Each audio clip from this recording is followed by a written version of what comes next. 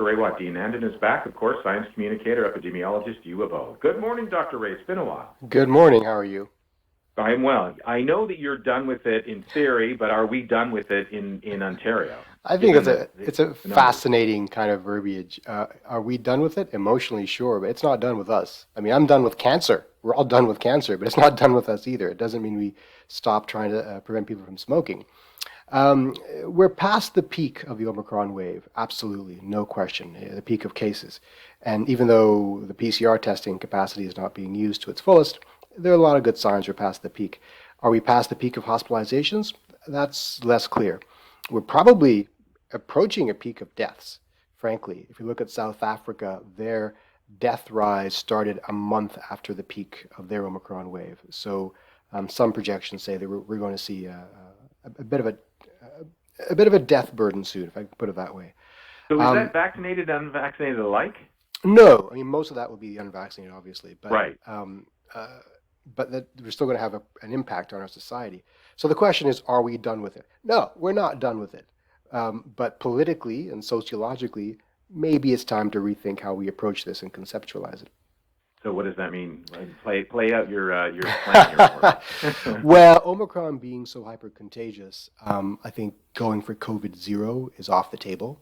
We should have gone for it a year ago or 2 years ago, frankly, but now it's probably not possible. So what we got to do is keep as many things open as we can, that was always the plan. But we shouldn't be taking mitigation tools off the table willy-nilly, as we're seeing in some other countries. We don't have the kind of healthcare capacity and buffer room and equity to allow us to do that. So the highest impact, lowest cost strategy is masking, frankly. And I think that should be normalized for a few more months. Vaccine passports, we have to discuss exactly what the goal is for that. But if we what do you think? What do you think about the restaurants? They're going to get rid of them in restaurants. And I ran this theory past who was I talking to yesterday? I can't remember. Oh, Dr. Paul Reeliotis. I said to him, Dr. Paul, it doesn't make any sense that now you've got a bunch of unvaccinated people potentially sitting next to me at a restaurant because you've done away with the vaccine passport, and I'm taking my mask off. Wouldn't it make more sense to put me with vaccinated people in a room and allow me to, take my mask off then, but the passport is the entry fee? Yeah, I mean, it's kind of like we had smoking sections and non-smoking sections briefly back in the day, so something similar could be worked out.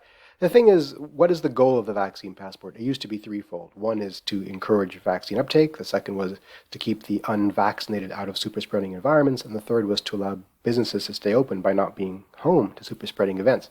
That's still true if we redefine vaccination as 3 doses, not 2, because 3 doses does restore much of the vaccine's ability to prevent infection and transmission. So if we can tie those things together, it still makes sense. And frankly, doing away with the vaccine passports, I think a lot of people will be staying away from restaurants as a result of fear of exactly what you mentioned. So I'm not sure how it helps businesses overall.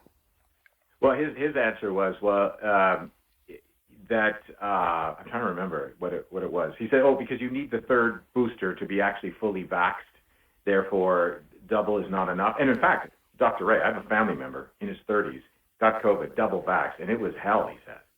Yeah, happens, absolutely. But I agree with the good doctor there. 3 doses is what we should be defining fully vaxxed as. And people will say, well, one day you'll define it as 4 doses. Yeah, maybe we will. We don't know. But we do what we can with the information we have now. Okay, let me push back. I was in Florida on the weekend. Don't judge me. Don't be jealous. But I decided it was time. It's been 2 years, and I had seen a lot of people go. I'm triple vaxxed, took all precautions necessary on the plane, in the airport, in the Uber, and then I got to the hotel. Dr. Ray, it was a different world. Yeah. First of all, the sign said, unvaccinated, please wear a mask. Fully vaccinated, masks optional. You think anybody was policing that? No. So you just assume a lot of unvaccinated people are walking around beside you. But for the most part, I was super precautious. A couple times I got caught in the elevator, and I was like, whoop, better put it on. And I can tell you by the 3rd day, I was forgetting my mask, so I had to go back and get it. All this to say, I got my PCR test before exit and had been in 3 restaurants. I have been at the beach. We know it's different situation. I've been in elevators. I've been in cars. Most of the time I had the mask. That being said, my test came back negative. I'm not feeling as insecure about the future anymore when we finally do reopen, based on my experience in Florida. Now, I'm not defending what they did. They had far too many deaths. But I think the reality check for me was clear. Maybe there was a little. We're being a little too cautious given what the rest of the world is doing. What do you say to that? I tend to agree, frankly. I think if you got your 3 doses, you should go out and be confident how you engage with the world. Absolutely. What you do as an individual, I think, has been opened up a great deal. It's the question is what we do at a state level to encourage, better public health overall. Because we have to remember there is a strong segment of the population that can't be protected. I'm talking here about kids under 5 who can't be vaccinated, the immunocompromised, and the elderly, even with triple doses, are still very vulnerable. So like I said, this is all about population risk versus individual risk. As individuals, your risk is very, very small, absolutely. But at the population level, it's still quite high. And that's the distinction people wrestle with. But, there's the argument, well, why are we holding the population hostage as opposed to protecting the vulnerable or those who, why don't we just pivot and protect those who need the protection, allow everyone else to live their lives and make the choices for themselves? Well, first of all, people don't live in bubbles. The elderly don't live alone. Little kids don't live alone. They're interacting with the rest of us. So it's literally impossible to build a wall around the vulnerable. Second of all, exactly what can't you do now? You're triple vax. You can go to restaurants. You can go to the gym. You can do whatever you want. You just can't take your mask off. I mean, this idea that you've encroached upon my freedoms. If you got your vaccine, you have full freedom to engage in society. So the third vaccine is the get out of jail card. Is that what you're telling me? Well, right now it is. Again, as we say in science, all this is true until further notice. The data is always coming in. So we anticipate a spike in case numbers, but we don't, or we should be prepared for a spike in hospitalizations and deaths. But if you look around the world, has that been the case? Have we seen a huge increase? I mean, not in numbers, but in worrisome numbers, hospitalizations, and we have. If you look at Denmark, which is everyone's focused on now because Denmark famously has done away with all restrictions, they immediately saw an infection curve that's almost vertical. Their hospitalization curve, not vertical, but very, very steep, and their deaths are mounting. Now, they've decided that's their personal societal values, and they have incredible amounts of trust in each other and in government. And so as individuals, I suspect they're a bit more responsible than the rest of the world might be. So maybe it's working for them. But we should totally expect an increase in hospitalizations. The question is, do we have the hospital capacity to absorb that? And Canada famously has very poor healthcare capacity. Well, this is where I put it over to the politicians. I say, guys, you've had 2 years to prepare for exactly what we're living now, called an exit strategy. Why the heck didn't you put more beds in there? And they say, well, we don't have enough medical professionals and so on. But at least don't push back. Come up with a plan. We've seen other countries where they suddenly had to expand and they figured it out. And I know that, and maybe you can tell me more, they're your colleagues, that the healthcare workers feel that they didn't get the kind of support they needed to prepare for this as well, and they saw it coming. 100%. Healthcare workers have been thrown under the bus in a huge way. Yes. Yeah, and they're kind of, the people you mentioned are kind of right, and it takes decades to build up healthcare capacity, especially the human resources. But we can do things like rapidly certify our foreign immigrant doctors who are looking to be certified here, and nurses as well. We can do things like... Are there a lot waiting? I don't know the exact numbers, but you hear about them all the time. We can look, a couple of hundred would be great if we could get them rolled out, right? Exactly. We can incentivize importation of other healthcare workers. So there are things you can do at a policy level to increase that number. It won't solve the problem, but it would help. So just show us you're doing something to make it better. We got an election coming up here in Ontario. Is that weighing into the decision? Also, how much of the protests do you think put pressure on Mr. Ford and company? Good question.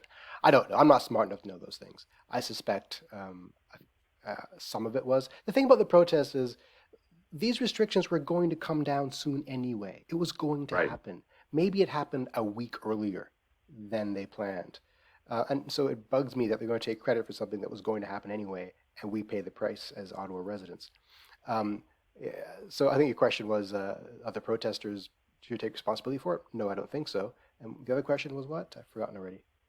The election's coming up. Oh! In June, yeah. Yeah, isn't that always the case, right? I don't know what base anyone's playing to anymore. I don't know how they're reading the room. That's not the way I read it. I'm curious, as a science communicator, and you know clearly this is your wheelhouse. Do you feel that scientists have taken a hit? I mean, early on, you guys were the heroes, but the narrative has changed for a lot of folks. It really You're holding has. us back, Dr. Ray. You're holding us back. Well, I think for the majority of people, they still want to follow, quote unquote, follow the science. But Oh, that minority that are quite vocal in their dislike and actually violent, vocal, hoarse dislike of scientists, they become louder and more emboldened. My hmm. inbox is always a fun thing to go through every morning. Yeah, when's your book of insults coming out? Yeah, You got a collection, I hear. I absolutely do. Yeah, Yeah, but you have to remind ourselves that the majority are still pro-science. So yes, we have taken a hit, and my biggest concern is the next generation of science students and young right. scientists don't want to be engaged in the public discourse for this very reason. Yeah, right. I mean, you are, I mean, devoting your life to helping public health in many cases, and it's not an easy process. People forget that. There's a lot of schooling that goes involved and dedication, and then you turn around and then people are saying, you don't know what you're talking about. But do you need to grow thicker skin because when the history will tell that you're on the right side of history. I think, do I have to grow thicker skin? I got a pretty thick skin. I grew up non-white in Canada in the 70s. You know, that's that's a special experience. Um, Mic drop, Dr. Ray. Mic drop right there. right, but it's also incumbent upon society to learn to be more civil, and it's incumbent Right. upon the state to invest better in science education. I think we all need to do a bit better. When can we use the term endemic in your opinion? It depends what we mean about it. So, I mean, technically, it means that the disease is always with us in a defined geographical area with a little bit of wave-like behavior with a reproduction number hovering around one. But politically, it seems to mean that we're done with it and we're willing to Yeah. accept a certain amount of suffering. I think that's going to happen this year in Canada. Globally, probably won't happen for a few years. It shouldn't happen in the sense that we shouldn't be accepting large amounts of suffering. It's important to remember that you can be endemic at a high level of suffering or endemic at a very low level of suffering. We want the latter. We want us to be measles or chickenpox, that there are flare ups occasionally, but we suppress them with public health measures and it never makes the news. But that's going to take some effort, and what we do the next couple of months will determine exactly what level of endemicity we will accept. Dr. Raywat Deonandan, always appreciate our conversation. One day I'm going to miss these conversations. No disrespect there. It's for the right reasons. Thanks, Dr. Ray. My pleasure. Thank you.